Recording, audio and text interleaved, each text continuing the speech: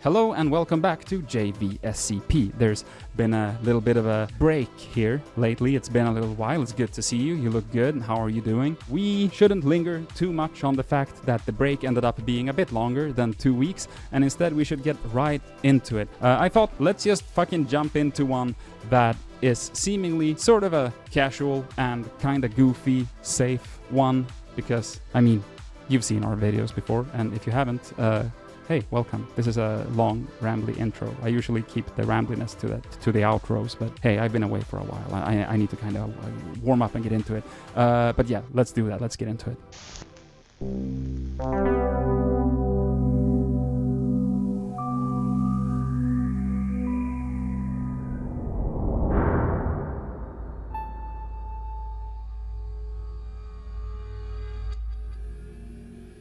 SCP-8595 by PlaguePJP from the SCP Wiki. Containment Class: Safe. Special Containment Procedures. SCP-8595 is contained in a standard insect enclosure in Site 322's Wildlife Department. As 8595 does not biologically differ from non-anomalous members of its species, standard temperature regulation and habitat construction have been implemented. 8595 follows a strict diet and will refuse certain foods. See Addendum for further information. Description: 8595 is an American cockroach, Periplaneta americana, which believes itself to be a restaurant critic. 8595 is sapient and sentient, but is not capable of speech. When presented with any consumable item and any method of writing, 8595 will eat the item and write a review of it, the interior of the location where the item was eaten, the service, and the concept of the restaurant, combining these elements into a rating out of 5 stars. It is assumed that 8595 either believes itself to be human or that cockroaches should be allowed to eat at restaurants, as seen by multiple complaints on its Yelp about it being run out of restaurants, long waits for seating, being ignored, having items thrown at it, or being sprayed with chemicals. The former is the likely scenario, as references to 8595's insectoid form and the issues of being an insect and attempting to eat a human-sized meal are outright ignored or glossed over in its reviews. I have a feeling that I'm gonna be switching between 8595 and 8595 quite freely throughout this. Addendum 8595-1. Feeding Attempts. It was quickly discovered that 8595 would not consume the feed it was given in its enclosure, dubbing it gutter swill in a review. While non-anomalous cockroaches can live approximately 30 days without food, it was unknown if this still applied to 8595, given its anomalous state. The loss of 8595 in this way would be considered a breach of Foundation protocol.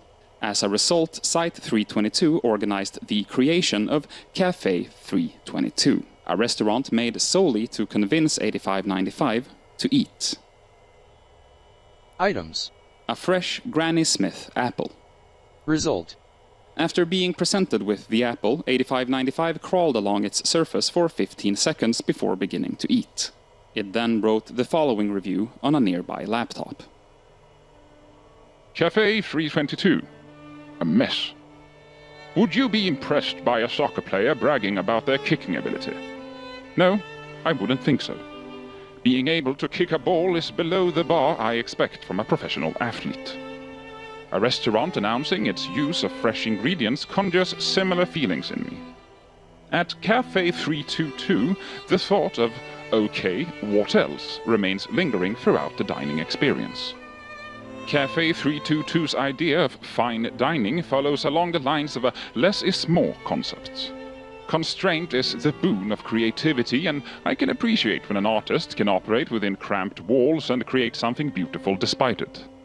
Cafe 322's understanding of the less is more concept led them to drab, blank walls, a cold, artless metal table, uniforms that invoke the feeling of being at your 9 to 5, and blinding hospital lights.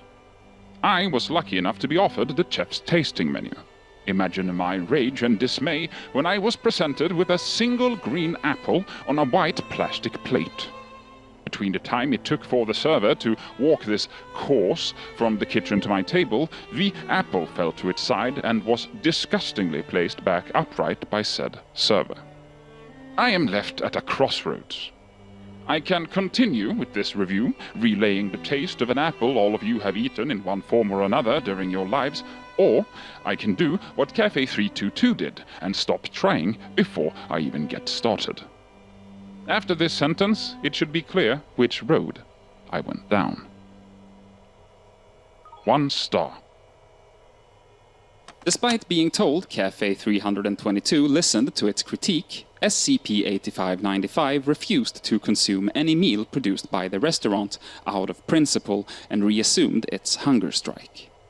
Foundation researchers transformed an unoccupied dorm in one of Site 322's sublevels into a concept restaurant inspired by minimalism entitled Mal. Items. Crisp tortilla with powdered Oaxaca. cheese and spices. Footnote: nacho cheese-flavored Doritos arranged in a circular pattern. Deconstructed BLT. Footnote: a leaf of lettuce, a slice of bacon, a slice of tomato, and 4 Ritz crackers served in separate bowls. Dessert eggs. Footnote: various Jelly Belly branded jelly beans placed on the rim of a plate. Result. SCP-8595 was given each item one at a time and consumed parts of each while taking notes in between courses. Mal! Issues. What I've always enjoyed about the art form, yes, art form, of culinary expression is how a head chef, owner, etc., can imbue themselves into a product and give their patrons a sense of who they are. Mal does no such things, taking minimalism to its extreme to the point I'm unsure of what the artists behind this work are trying to make me feel. Black windowless walls, cold ice-white marble tables, uncomfortable metal seating, and deliberately boring plating left me feeling I entered more the uncanny valley than I did a high-end restaurant. Mal offers a seasonal chef's menu, which I attempted to indulge in. The first course, a twist on nachos as it was described to me, was tortilla triangles, fried and seasoned with a spice mix. The chips were cold, as if they never touched oil, but punched me with a lot of flavor. This was my favorite dish, specifically for the odd blue seasoning. Footnote: mold. Odd blue seasoning a few chips had sprinkled on them. These were few and far between, but the flavor of this blue seasoning was absolutely delicious. I would eat a bowl of this alone. The deconstructed bacon, lettuce and tomato sandwich bored me. I'm at a loss because I'm sure everyone here has had a BLT in their lives and it's arguably a perfect sandwich. Mal, in its desire to conquer God, reinvented this perfect sandwich and made it a hassle to eat properly. These two dishes display my most glaring qualm. I do not mind eating with my hands. However, there should be a reason. I could have very easily been presented with a BLT, but no, that wasn't different enough. The dessert eggs were an interesting idea, but were executed poorly. I've never been a fan of molecular gastronomy. I was once presented with small, caviar-sized orbs of red liquid in a bowl, and I was told it was tomato soup. These dessert eggs were flavorless, tasting more of sweetness than anything else. When I asked my waiter what the flavors were, the eggs were in all different colors and had no discernible theme or pattern, she picked one up, smooshed it between her fingers, smelled it, and told me buttered popcorn, and then ate it herself. Footnote: this is an exaggeration. As the plate was being delivered, one of the jelly beans rolled off and was caught by researcher Julianne Hoover, who ate it. That level of care told me all I needed to know of Mal. Good ideas and some good flavors, but bad execution. 2 stars. SCP-8595 again entered a hunger strike, refusing to try the new chef's menu at Mal, retry Cafe 322, or eat its Foundation-supplied sustenance. This continued for 3 days. After discussing with Overwatch Command, researchers were given carte blanche on SCP-8595's containment. Under a Foundation front company, Site-322 recruited a Michelin-starred chef to create and prep a 3-course meal. A sub-basement floor was torn down and reconstructed into Red Bell, with oversight from 3 Foundation interior designers. They have like a bunch of interior designers just working full time. Yeah, I mean, that wouldn't make sense. They can't like contract someone from the outside. If they did, they'd have to like Men in Black flash their memory away, right? So might as well just hire someone to design. Yeah, I guess it makes sense. The space was crafted to resemble a high-end American steakhouse, with custom-made wooden paneling on the walls, a full bar, hand-built tables, and imported cutlery. Researchers Julian and Julian Hoover were trained to be servers and were given formal uniforms. Items. Beef tartare served with bell pepper slaw. Jalapeno spears, raw egg yolk, capers, beef bone marrow, and crostini. A Wagyu tasting consisting of 3 thin and seared pieces of Japanese A5 Wagyu, Australian Wagyu, and Kobe beef with a wasabi crema. Prime rib topped with lobster meat accompanied by Yukon gold mash, beef and lobster au jus, and truffle mac and cheese. Result. SCP-8595 was given each course and a wine pairing. In between each course, 8595 took notes on a provided laptop. While attempting to drink the wine paired with its first course, 8595 fell into the cup and had to be fished out by waitstaff. Red Bell. Red Flag. If you've been a reader of mine for any length of time, you'll know minimalism or the less is more concert has never been my favorite school of thought. I can most definitely commend when a chef works within self-imposed constraints to give their guests the best time, and I have enjoyed minimalist restaurants. Red Bell is a maximalist restaurant. Everything in Red Bell, from the waitstaff to the tables, from the bar to the plate my meals were served on, kicked and screamed of the need to be taken seriously. It was almost too perfect that I began questioning if I was in fact in a real restaurant. Describe a high-end steakhouse to your friend who's never heard of restaurants before, and then have that friend tell an alien that same information. What the alien creates will not be too dissimilar to what Red Bell I was presented with. The beef tartare was chewy, and with every chew I was reminded that I was eating a dead animal. The bell pepper slaw was a tasty addition, but I expected to see more bell pepper from a restaurant named Red Bell. This is the only time you'll see any bell pepper on any dish. The Wagyu tasting was, of course, good. It's Wagyu. It's the best steak you can get in the world. The insultingly small rectangles of meat I was given were cooked to a nearly perfect medium rare. I will not give a steak restaurant the commendation for serving me the best meat in the world and respect myself as a critic afterward. I can buy Wagyu from a butcher and cook it just as well, and it would taste just as good. If this restaurant sold only their sauces, they'd receive 5 stars from me. The wasabi crema was a treat that cut through the fattiness of the Wagyu, though slightly muted in flavor. The monstrous prime rib meal displays every single issue I have with Red Bell, and is the antithesis of fine dining, condensed down into a singular course. This entire meal was as if they went to the streets of the Las Vegas Strip and asked the drunken men and their plastic surgery-riddled wives what they just spent $5,000 on in some gaudy, overpriced embarrassment of a restaurant. Who, in their right mind, put lobster meat on a prime rib?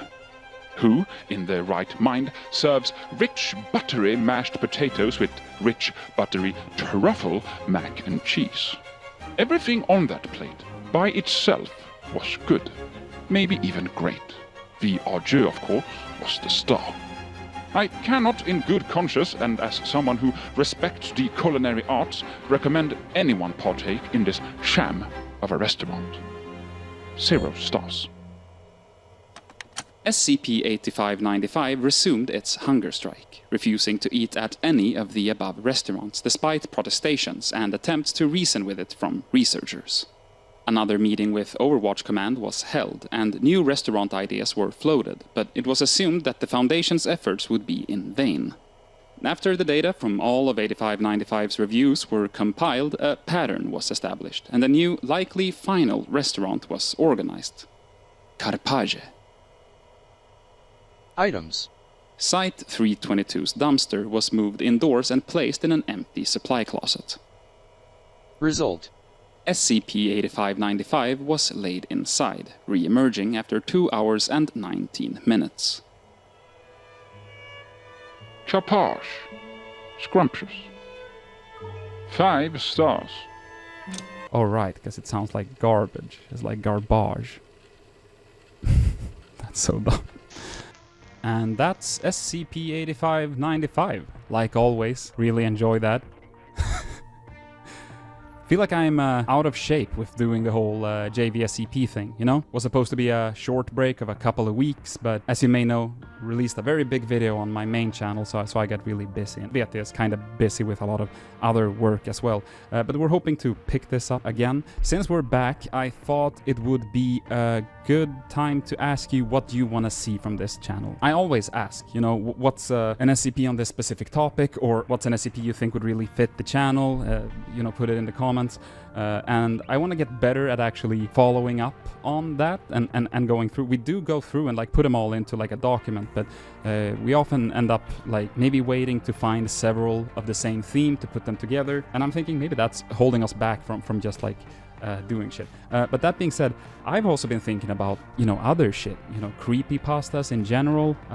It will still obviously be like an SCP-focused channel mainly, but since we've been doing the book reading and everything, I think it's not out of the realm of possibility that we would like every now and then look a little bit into something else that feels adjacent or relevant. But let us know what you want to see. More spooky stuff, more funny stuff, something completely different. It's good. I want to kind of gauge the vibe. But yes, that was SCP-8595. Thank you so much for watching. Thank you for coming back to the channel despite the little hiatus. We hope to get this back up hopefully weekly at this point. We might have some maybe fun little merch things coming out eventually, maybe. I'm not, you know, but if we get there, you'll see it in these videos on me first, so don't you worry your pretty little heads about that.